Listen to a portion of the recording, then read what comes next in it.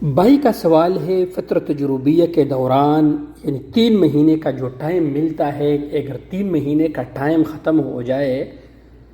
تو پھر کیا کریں؟ دیکھیں بھائی، آپ ویڈیو پورا دیکھیں اور ویڈیو کو ضرور لائک کیجئے اور ویڈیو کو ضرور شیئر کر لیا کریں۔ میں آپ لوگ کو تفصیل سے اس لیے جواب دیتا ہوں تاکہ آپ لوگ سمجھ سکیں۔ دیکھیں پیارے بھائی، 3 مہینے والا ٹائم اگر آپ کا ختم ہو جائے اور آپ نے نہ کانٹریکٹ کیا اپنے کفیل یا کمپنی کے ساتھ،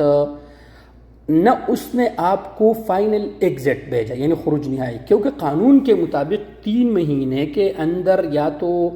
اس نے آپ کے ساتھ عقد کرنا ہے، یعنی یہ 3 مہینے ٹائم اس لیے ملتا ہے پیارے بھائی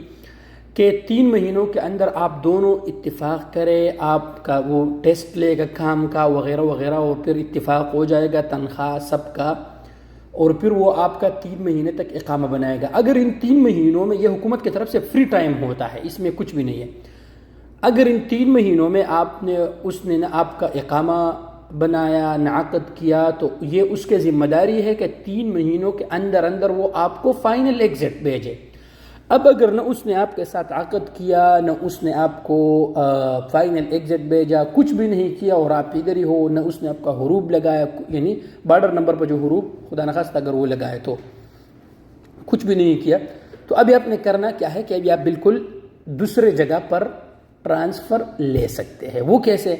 آپ نے اپنا اقامہ نمبر نکالنا ہے، کسی بھی مکتب والوں سے جا کے ان کو کہے کہ مجھے اپنا اقامہ نمبر نکالنا ہے،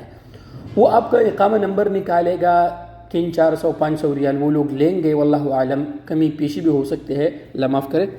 اور اس کے بعد آپ اقامہ نمبر نکالنے کے بعد آپ اپنا ابشر بنائیں، ابشر بنانے کے بعد آپ کسی بھی دوسرے جگہ پر ٹرانسفر لے سکتے ہیں، اس میں کوئی دو رائے نہیں ہے، بالکل آپ پر جو ہے نا، آپ دوسرے جگہ پر ٹرانسفر لے سکتے ہیں۔ تو یہ طریقہ کار ہے، ٹھیک ہے پیارے بھائی، خوش رہے۔